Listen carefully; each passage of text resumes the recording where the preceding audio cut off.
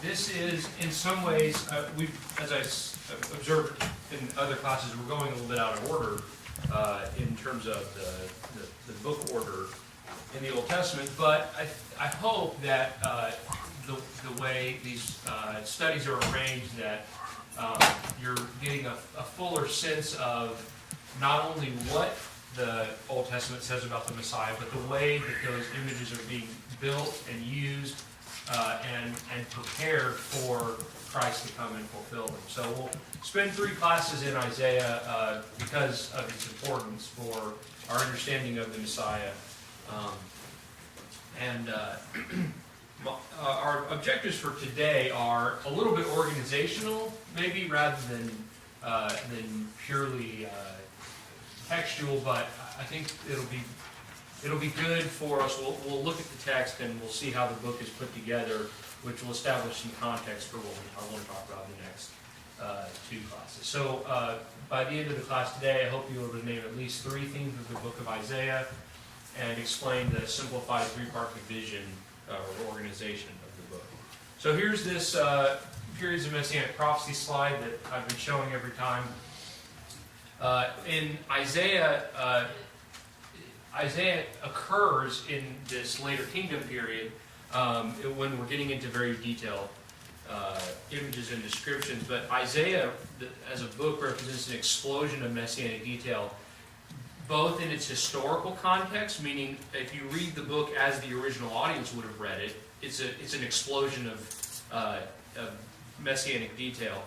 And it's also an explosion of detail, Messianic detail, from a Messianic perspective, that is, reading it as we would, as those who believe that Jesus is the fulfillment of those prophecies. You're reading through the Old Testament, you get to Isaiah, and there's way more detail than you've experienced so far in your reading. So, Isaiah is significant for those reasons. We'll talk more about the place of Isaiah in Messianic revelation in the 3rd class, when we'll focus just on Isaiah 53. There's so much in that chapter that we felt like it was a good idea to just focus on that one. And it will be a Sunday, which is appropriate. But today we're going to look at an outline of Isaiah, the themes of Isaiah, and examine those themes as they occur in chapters 1 through 40. In class 2, Grady will teach that on Wednesday. We'll be looking at chapters 41 to 66 and really focusing in on the work of the servant, who is such a key feature of those chapters. So,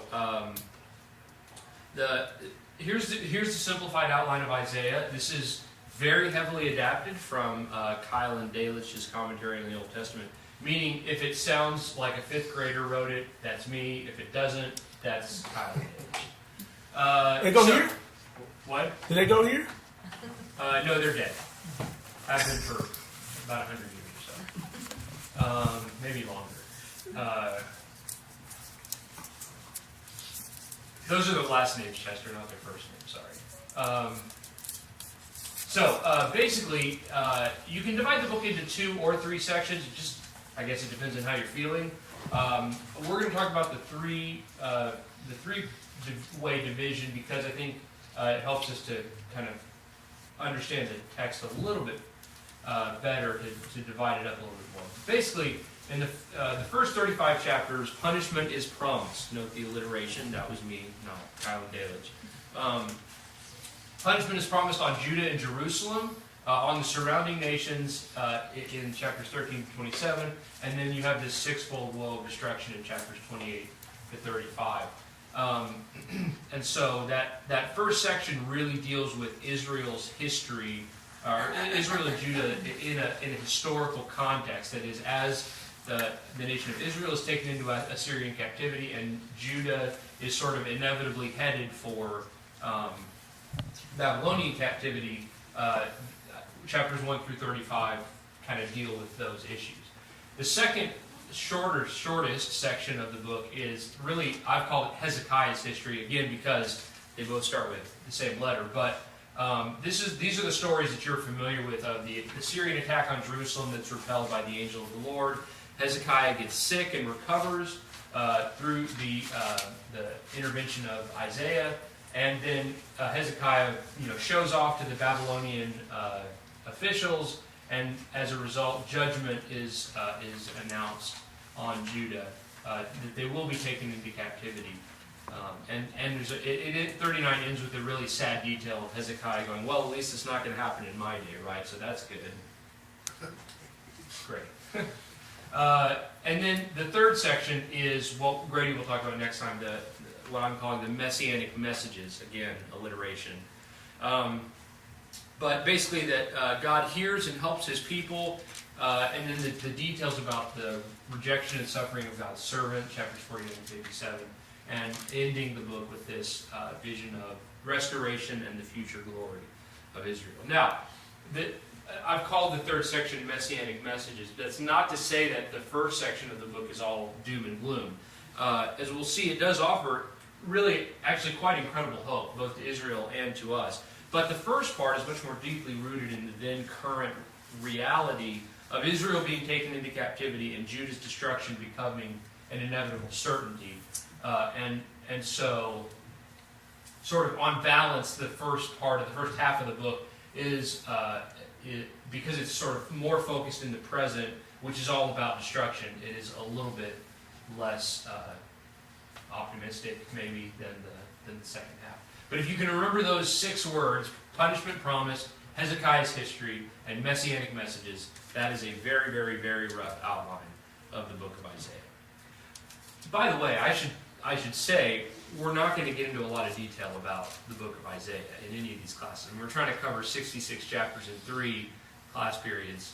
We're going to leave some stuff out. So I apologize for that in advance. And if I get anything wrong because I'm summarizing it so broadly, I'd be glad for you to correct me. But just kind of be aware that that's going to happen. I'm looking specifically at Danny in this case. Sorry, Danny. Anyway, so there's the first objective, the 3-part simplified outline. I almost said simplistic outline of Isaiah, but you get the idea.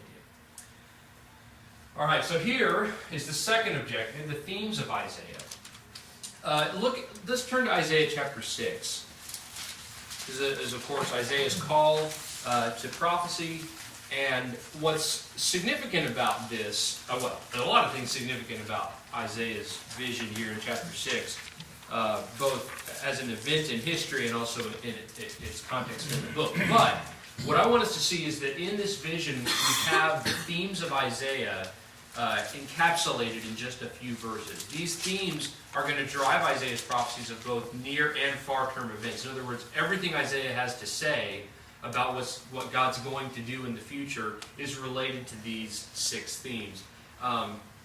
And so it's not, I think, coincidental that they all show up so clearly here in this vision in chapter 6. So, the first theme of Isaiah is the exaltation of Jehovah as king. We're going to talk about 3 of these in more detail, so I'm just going to summarize them and show them here in chapter 6. But notice that in chapter 6, verse 1, God is sitting on a throne, lofty and exalted, the train of his robe filling the temple. It's a kingly vision of God, and God is king and has become king in this vision. The second theme of Isaiah is holiness as a defining characteristic of the Lord. Verse 3, a verse we're all familiar with, the preachers who are around him call out to one another and say, "Holy, holy, holy is the Lord of hosts. The whole earth is full of his glory." Again, the threefold holy cry is a statement of superlative holiness, highlighting God's holiness, not just as a characteristic of God, but as a defining characteristic that is essential to his nature. It is who he is, that he is holy, holy, holy. In the second half of verse 3, you see the next one, which is the universality of Jehovah's kingdom. The whole earth is full of his glory, meaning not just that his glory goes that far, but if his glory goes that far, his reign also extends that far. And so this will become an important theme in Isaiah as Isaiah begins to describe this kingdom that's going to come, that's going to, fill the earth, that's going to overtake all the other nations, overtake all the other kingdoms with the reign of God. And so you get a sense of that here, even in this initial vision. The fourth theme is the sinfulness of Jehovah's chosen people.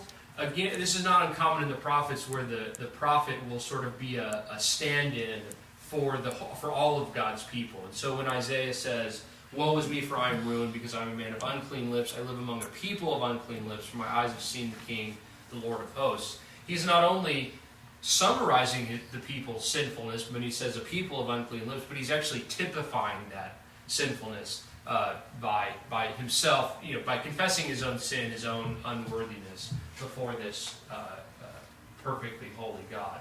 And that's going to characterize a lot of Isaiah's message, which is that because of Israel and Judah's sins, God's going to have to punish them.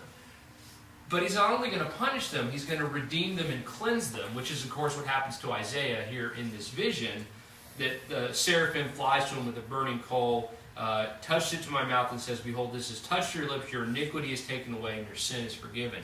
There has to be punishment for sin, but Isaiah is very clear about the fact that there will also be forgiveness and cleansing made available. And so we see that in this vision, and it becomes this grand theme in the book of Isaiah, as well as in the whole Bible, of course. The fifth theme, which we'll talk about in more detail, is the people's inability to hear the word of God. That's verse 9. Go tell this people, keep on listening, but do not perceive. Keep on looking, but do not understand. The people's unwillingness to listen, and in fact, they're not just unwillingness, but actual inability to hear. We'll talk about it in just a minute, but that rejection is a part of their sinfulness, and it's a part of what leads them into captivity. And then the sixth theme, verses 11 through 12, Isaiah asks, "How long do I have to do this? How long will this go on?" And God says, well, it's until cities are devastated without inhabitant, till houses are without people, and the land is utterly desolate. And the Lord has removed men far away, and the forsaken places are many in the midst of the land. That is apocryphal language in the sense that it's kind of saying until everything's gone, in a sort of final apocalyptic sense, but it's also it's also true in a very immediate sense. That is, until God punishes his people, until he takes them away into captivity. And so the people will be exiled, but then they will return, and that's verse 13. There will be a 10th portion in it, and it will again be subject to burning like a terebinth or oak, whose stump remains when it is felled, the holy seed that is its stump. The people will be exiled, but they will return to the land. And we'll talk about that one as well. So we're going to talk about the ones that are in bold here, because I think they, all of these themes really find their ultimate expression in Christ's person, life, and salvation.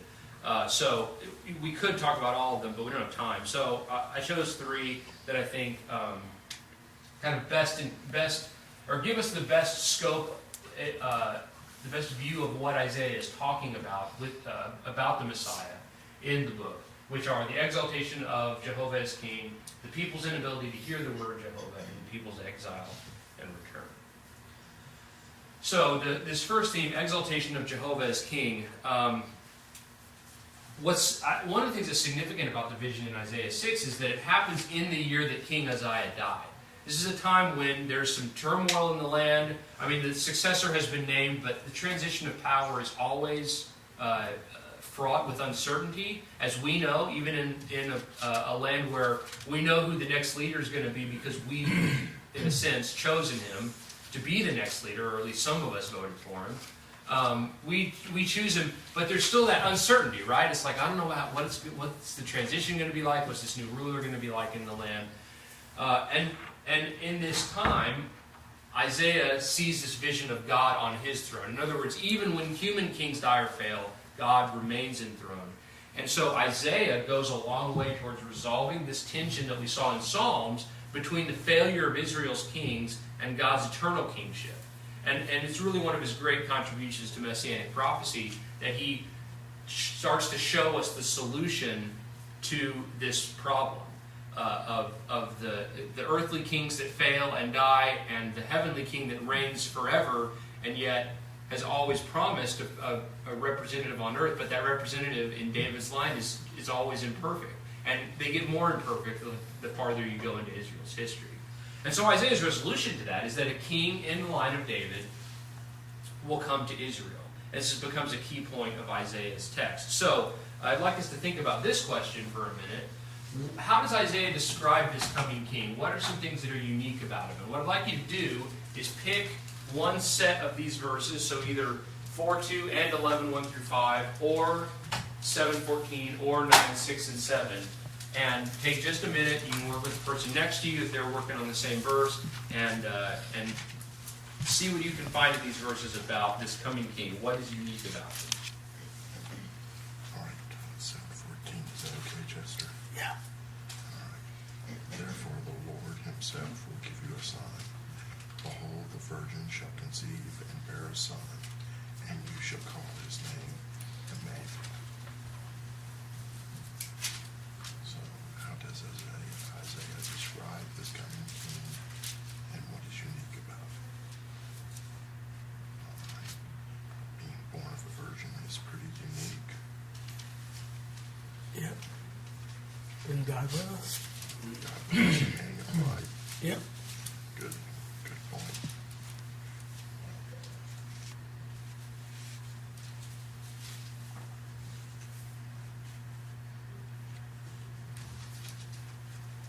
Okay, we're not hearing a lot of discussion, so I assume that means you have all the answers already.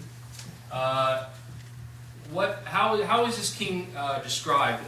Let's start in 4:2 and 11:1 through 5. Anybody look at those? So what does 4:2 say?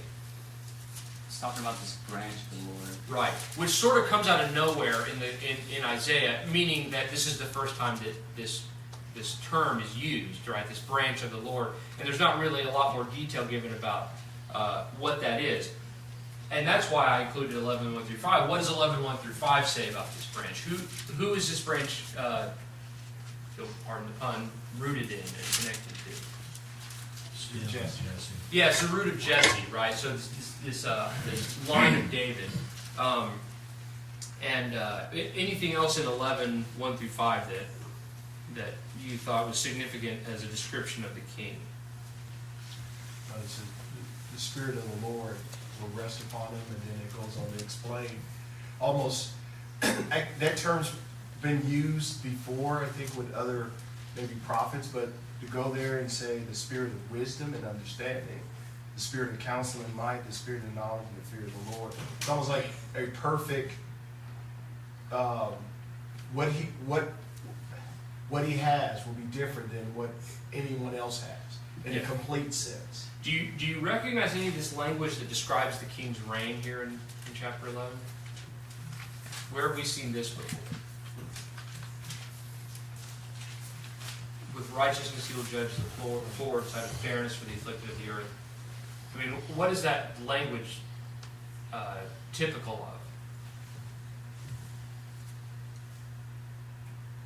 of? With righteousness? You're saying with Judging the poor, deciding with fairness for the afflicted of the earth, striking the earth with the rod of his mouth. It's kingship language, right? It's one of the Psalms. It's a few of the a Psalms. lot of the Psalms that talk about kingship, talk about judging fairly for the poor, judging the nations, the rod from Psalm 2. It's very typical kingship language, but as James is pointing out, this is the kingship perfected. We'll explore more of what that means. Okay, what about 7:14? Oh, that's the prophecy of a virgin birth. Right. And we'll talk about what that means in just a second, but that's pretty unique, right? I mean, that's not the kind of thing you can explain away easily if it were actually to take place. And then Chester pointed out the name Emmanuel. Right. God with us. So Good. that is also a very unique thing. Yes. Yeah. Yeah. Both in terms of how many people in the Old Testament actually have that name, which, if I remember correctly, is 0, and also just what it means, right? And yeah, that's good. We'll explore that in just a minute. What about 9:6 through 7? There's an everlasting nature to it. Forever. Okay, I good. get that theme about that. I'm sorry. That theme is basically throughout those couple of verses there. That's right. And then there's a description of his kingship. Yep. Master, Almighty God, everlasting Father, Prince of Peace. But the everlasting part seems to run through that pretty strong. Right, and that's important because if his reign is everlasting, then all those other characteristics about him being the Prince of Peace and a mighty God and a wonderful counselor, those all suddenly are amplified because he's not going away. Though those characteristics that define him as a person are going to be available to his kingdom, to his people, forever, because his kingdom will know no end. Yes? I have two questions. All right. So there's a lot of language that kind of revolves around a tree, like shoot of David or something of Jesse, like this branch of David, Yeah. and then even going back to Abraham, like the seed of Abraham. Is there a connection between all of those three, like to be like an image of a tree? I would say yes and no. In the sense that, no, in the sense that they are not necessarily explicitly like all tied together into a singular image. You see what I'm saying? Like almost like a parable or something. But yes, in the sense that I think there is this image of a tree that runs all the way through the Bible, right? And you see kind of, again, more puns, offshoots of that image that sort of sprout. Sorry, and help us to have a better sense of what God is accomplishing by putting it in picture form. So there's the tree of life at the beginning, and the tree of the knowledge of good and evil. That's sort of the source of the fall, in the sense that they ate that fruit, right? And at the end of the Bible, you have the tree of life that's at the throne. You know what I mean? And in between, you have the story of basically of us trying to get back to the tree of life. And when you see these images of trees and branches and sprouts that occur all through the Bible, and I think maybe we're intended to sort of see that we are building back to that tree of life at the end. Yes, David? Also, I guess, to the people that are reading this, they have the image. We don't Right. see it, but if you walk all over that land, see an olive tree and that's been cut, it will have a shoot coming Yeah. out of it. Yeah. So anyone reading this in that time, walking that land, knows exactly the description Yeah. that's being given there. Yeah, so there is both that immediate, sort of reality of the image in their minds. I understand that.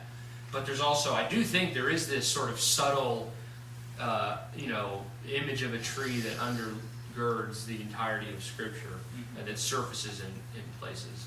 But I don't know if I would say, but I don't know that the Bible ever specifically says, and here's how all these images tie together. You know what I mean? Right. But that's a good observation, and I think there's definitely something there. And then would they have tied the seed promise to this Messiah? Good, we're going to talk about that.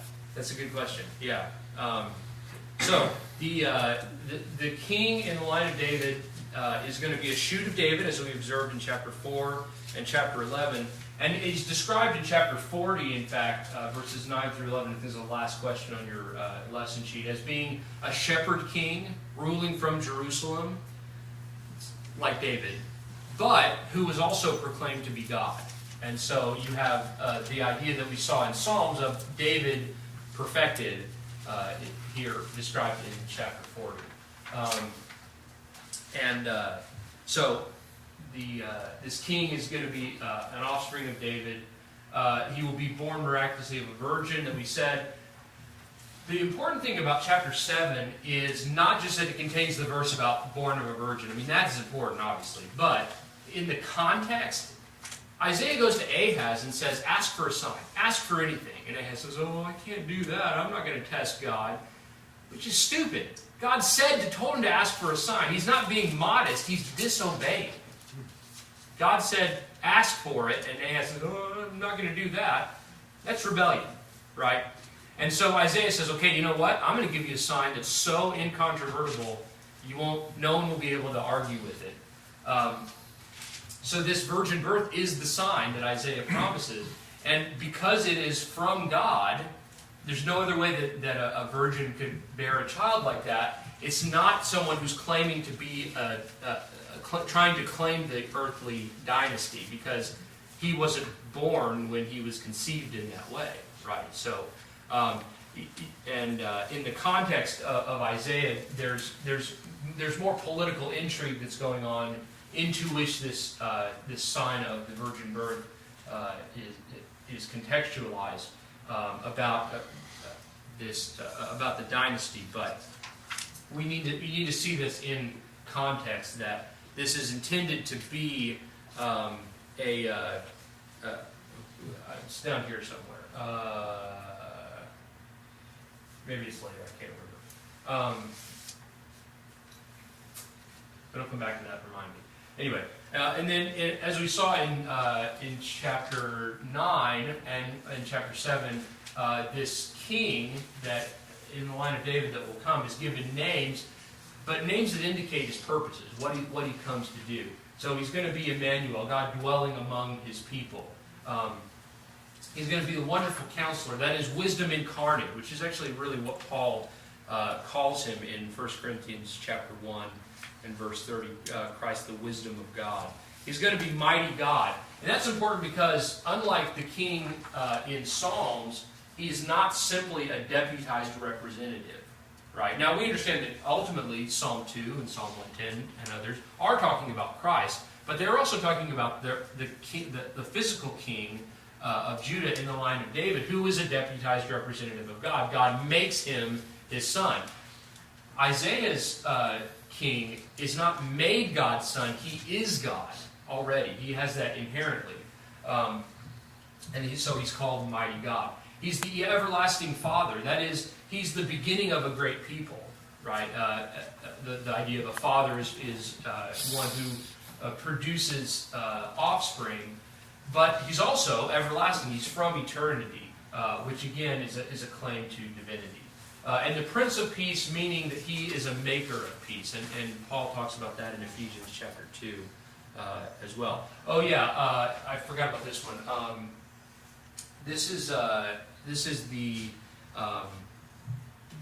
Matthew 1, that's the angel telling Joseph that he will be Emmanuel and God will dwell among them. In the context, of course, of the virgin birth in Matthew 1, which was prophesied in chapter 7. And this kingdom will also be a continuously expanding and eternal kingdom, chapter 9, verse 7. So, one thing that's significant about Isaiah is Isaiah is writing at the same time that many of the Psalms were written. And in fact, his ministry begins really at the same time that books 1 and 2 of the Psalms are compiled. And so you can see that he's wrestling with the same problem that the Psalms are, which is this brokenness of Judah's kingship and God's promise that he would give them a king on the throne. And so where the Psalms only contemplate the present failure and disaster in light of the past promises, in other words, they look back and they say, what you promised, God, doesn't match our reality. Isaiah, by the grace of God, is able to look forward and see how this tension is going to be resolved. And that's why Isaiah is, one of many reasons that Isaiah is significant in our understanding of the Messiah.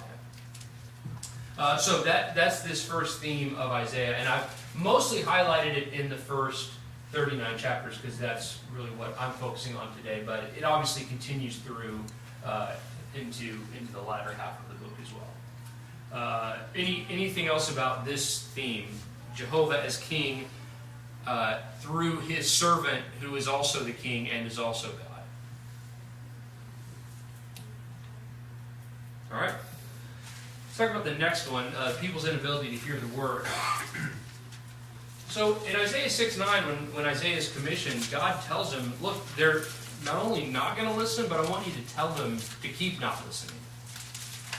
Which is a really depressing way to start your preaching career, right? All right, good luck. Nobody's going to listen to you. Why do you think God tells Isaiah that? Why do you think he says no one's going to listen? And look at Isaiah chapter 29, verses 9 through 14 for some more context. Take just a minute and look at Isaiah 29 and see what you come up with.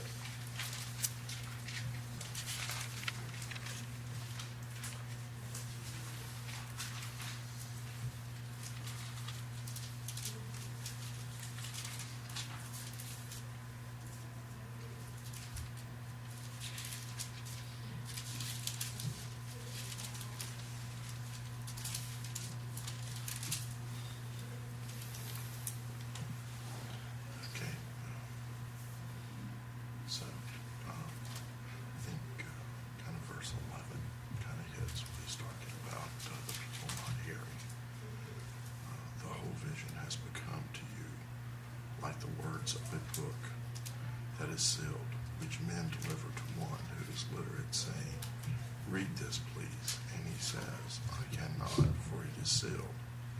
Then the book is delivered to one who is illiterate, saying, read this, please. And he says, I am not literate. So, that kind of even you go to verse 10. For the Lord has poured out on you the spirit of deep sleep and has closed your eyes, namely the prophets, and he has covered your heads, namely the seers. So, where he's talking about, where Isaac's talking about the people not hearing. Okay, so what do you think? Why is God telling Isaiah that no one's going to listen? Maybe another way to ask the same question is, why aren't they listening, and why does God think Isaiah needs to know that?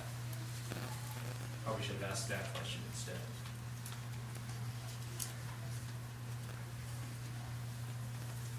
CBS News. Now. Watch Sunday Morning Now. One of the looks like explanation in verse 11. Here's they can't. It's sealed, Right. and they can't read it, and even those that can't read, he said kids. He said it twice. Yeah, verse 11 is interesting. It kind of seems like, I think maybe the point is they're going about understanding God's will the wrong way. They're trying to look into things they don't need to know about. So they take it to somebody and says, well, I can't read that. It's sealed. That's not for me. That's the idea of it being sealed is it's not for me. And so they go from bad to worse. They go, okay, we'll ask somebody else who doesn't mind breaking the seal. They go, well, I can't read anyway, So unmet expectation seems to be the thing that's blinding them. I think that's part of it, right? They're looking for something and they're not seeing it, and therefore anything else that is told to them that doesn't match, they just ignore. I think that's part of it. What else do you see? I mean, what about 9 and 10? What's the point there? They seem to be drunk, but not with wine, and intoxicated. But not with, And why? and Who's responsible for this? Verse 13 says that their hearts are far from them. So if your hearts are not, and just like the actual parables, those Yeah. who weren't willing to look and to seek, it wasn't revealed to them. Yep. And what about verse 10? The Lord poured out this spirit of deep sleep. Yeah, so how are they being limited in their understanding? Second half of verse 10. Yeah, when the prophets would speak, they paid no attention. I think that's true, but I don't think that's actually what he's saying in verse 10. The prophets were even blinded. Yeah. Ah. By who? God. By God. God says, nope, you're not going to see. I'm going to make it so you can't. So the people's inability to hear the word is an important part of what Isaiah wants to communicate. They've already chosen not to see and hear and understand. That's why he begins in chapter 6 by saying, keep on seeing but not receiving. Keep on hearing but not listening but not hearing, whatever. God's going to make this attitude part of their punishment, though. It's going to be not just, well, this is what I'm going to do. God says, okay, I'm going to take that and make it even worse for you by removing your eyes and your ears, the prophets and the seers, in verse 10. And to the point that in chapter 8, verse 14, this prophecy of the cornerstone, even the salvation that God offers is going to be an opportunity to stumble. And we would think, well, if God's going to save them, why would he make it so hard for them? And it's because they've chosen not to listen. They've chosen to stumble over it, and so God says, okay, well, I put it there. I'm telling you that I put it there, and you're still tripping over it. They've chosen not to, and God makes that a part of their punishment. And even when they do obey, even their obedience is rebellious. Ahaz pretends humility and refuses to request a sign that God commanded him to request in chapter 7. Again, that's disobedience. That's rebellion. And so even him pretending, even Ahaz showing feigned, though it is, humility and deference to God, even that's a sin because he's rebelling against God in doing it. Their worship is hypocritical, 29:13. They draw near with their words, they honor me with their lips, but they remove their hearts far from me. And their relationship with God, when you boil it down, is just ritual and tradition, 29:13. Their reverence for me consists of tradition, learned by rote, or the way the Septuagint translates it and then is used in the New Testament, teaching as doctrines the commandments of men. But it's the same idea, right? It's that their idea of what God wants is just what other men have said God wants, instead of what God actually wants from his people. So they've chosen not to see or to understand. But through the Messiah, God will restore sight and hearing to this people. 29:18, God says, "On that day the deaf will hear words of a book, and out of their gloom and darkness the eyes of the blind will see. The afflicted also will increase their gladness in the Lord, and the needy of mankind will rejoice in the Holy One of Israel." God's going to restore sight and healing. And those images of sight and healing are all the way through the book. You see in chapter 9, verse 2, the very famous prophecy about Galilee being the place where the Messiah would operate. "From Galilee of the Gentiles light will dawn, so that those who are sitting in darkness can see. Those who live in a dark land, the light will shine on them." In chapter 40, all flesh will see the glory of the Lord revealed. And that is quoted.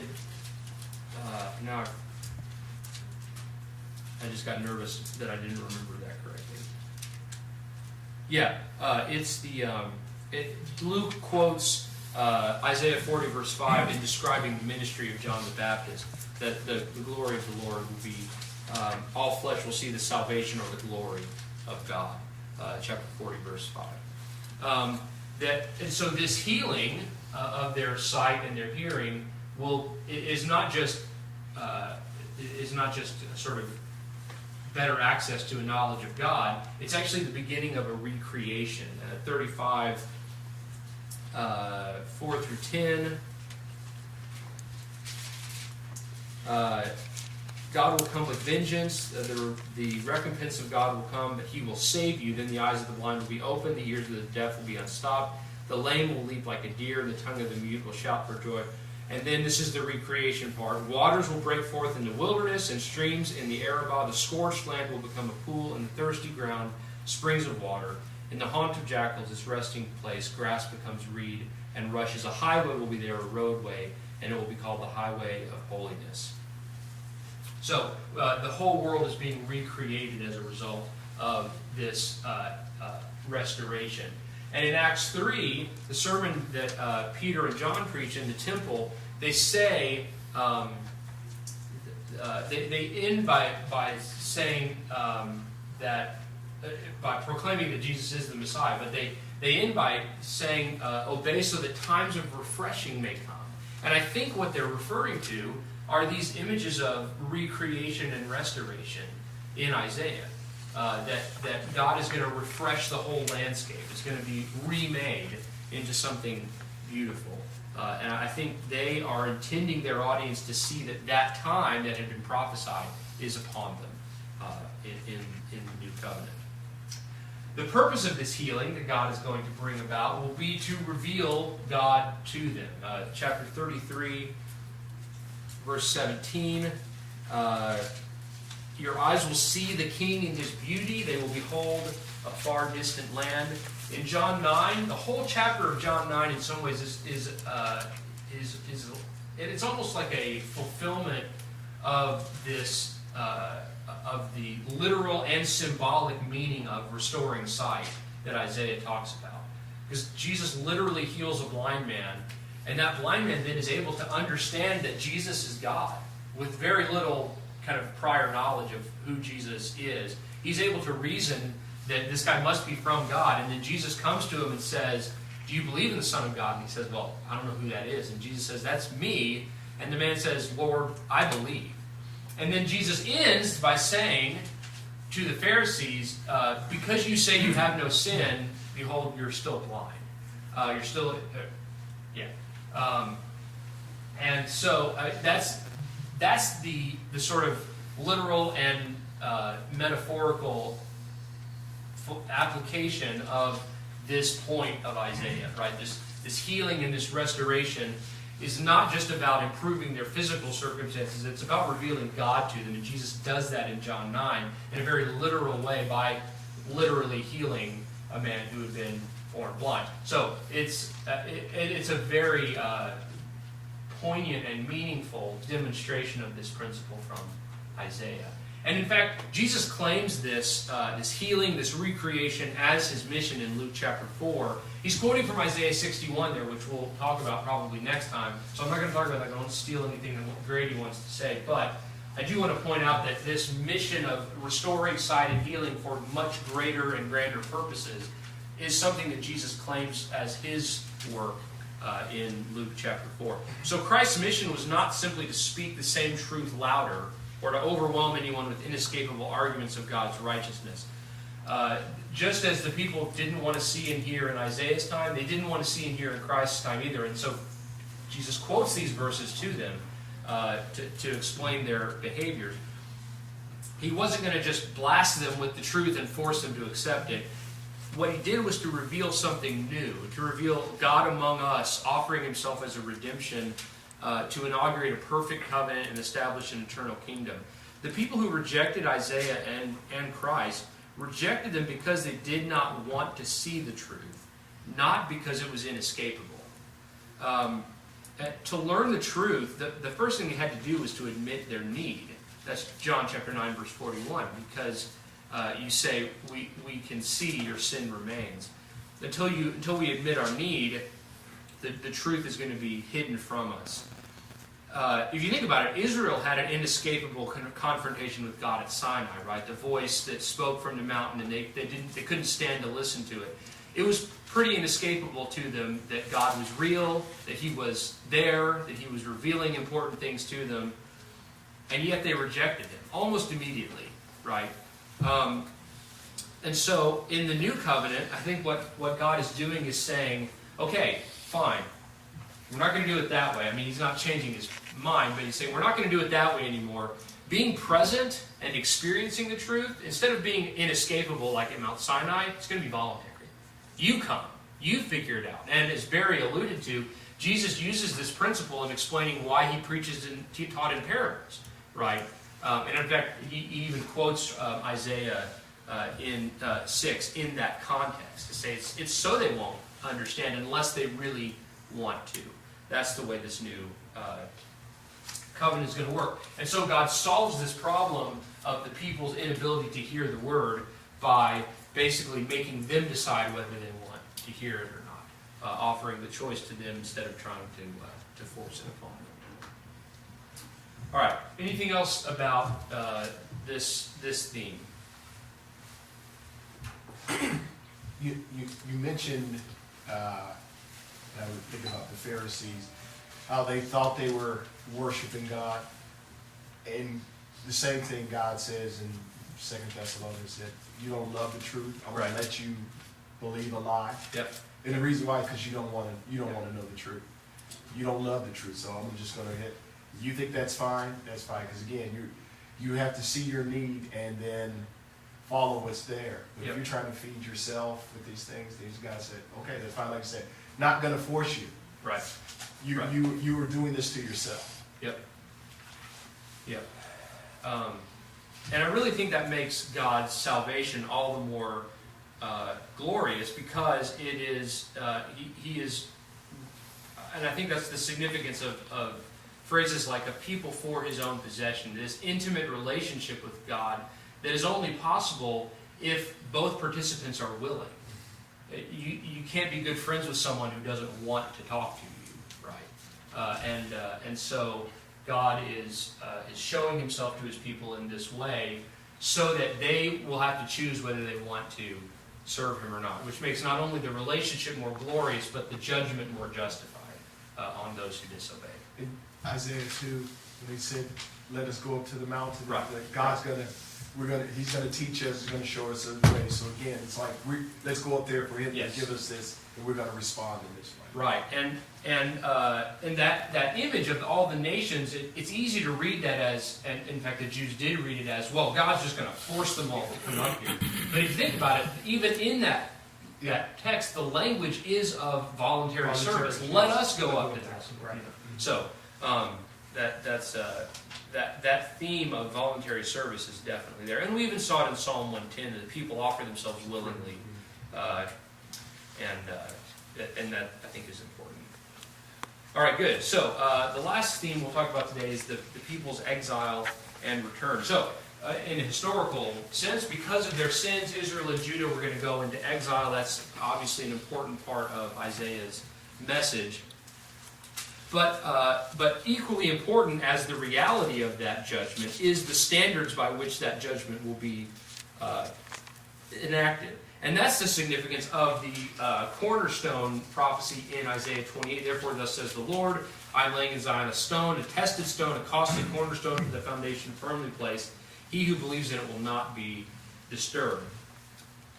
In the context, what Isaiah is saying is, the city is so corrupt, there's not even a way to determine what's right and wrong. So God says, okay, I'm going to put a standard in place. I'm going to put this perfectly square stone there, and everything's going to be measured off of that. And so it's about the judgment of Israel and Judah.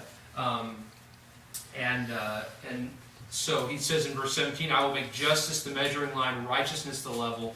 Then hail will sweep away the refuge of lies, and waters will overflow the secret place. The secret place there, you can kind of think of it as like somebody built their house really poorly and they ended up with like a 6 square foot space that got walled up because there was no other way to deal with it. Like that's what we're talking about, right? It's like you're so out of plumb that you're building stuff and ending up with secret spaces in the construction. God says, I'm going to get rid of that. I'm going to set up a standard, and everything's going to be measured by that, and everything that doesn't fit the standard is going to be removed. It's significant, though, that Isaiah predicts Judah's downfall, which is what he's talking about here, while Israel's downfall is happening. And we shouldn't forget that Isaiah's descriptions of the future destruction of Jerusalem are made more poignant by the current destruction of Israel. But, of course, God's going to restore His people. And you see this shift in emphasis about the restoration from just bringing back a remnant, which is kind of the focus, not exclusively, but largely in chapters 1 through 39, to a focus on the seed being preserved and revealed in chapters 40 through 66.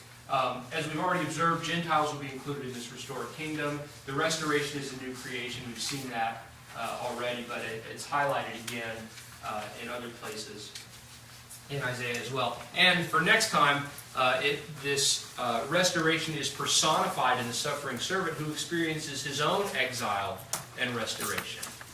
Chapter 53 is a good example of that, which we'll examine in some detail. And as we've already observed in other places, Christ's rejection, suffering, and death become the means by which He ascends the throne of David. That is His personal exile and restoration. For next time, we will examine the second half of the book and grade teaching that. There are lessons right here, lesson 11. You grab those on the way out. Thank you for your attention. Nice to meet you. Me too. Steve Cornette.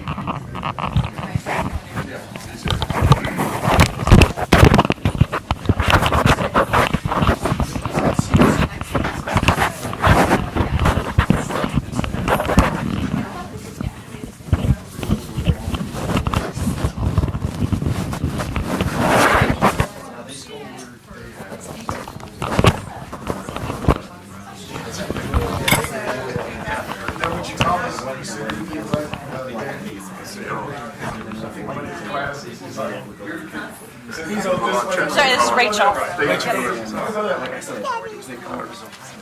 Okay, just wait a second. Or, So it was like this close to freezing rain kind of thing. And then he said, bring these back. so did you want Steve to take you to the seat, or what were you? Yeah. Did you do that, Steve? Thanks. So he said if we bring these. Hey, doing Chester? Man, what you, brother? Doing good, doing good. Okay. See you. You too, you too. You have a good Saturday? Yeah, I did. You'll go to the bathroom just in case. How about you? It was pretty good. I'm gonna stop here and get a bathroom sheet for next time. Hold on a second. Stop here. All right, ready?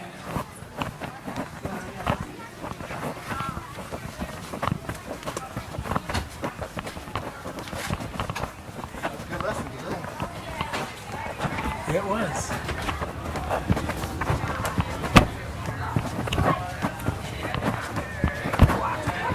You want to start with on foot and roll again? Yeah.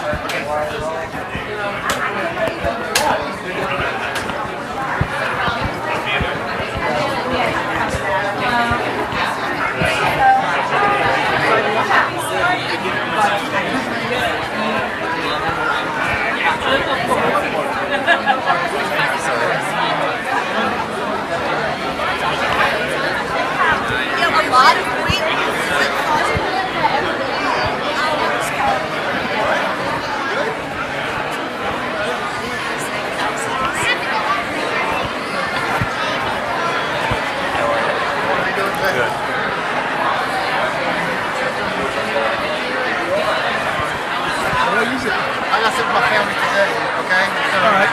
Well, what row y'all sitting on? I'm a few rows behind you. If I sit with you then. Well, it's cool right now. Oh, okay.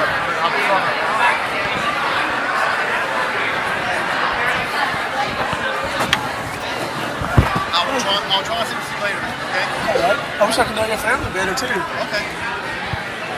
We're gonna raise that. I'll talk to you later, okay? All right. Talk to you later. We're with it.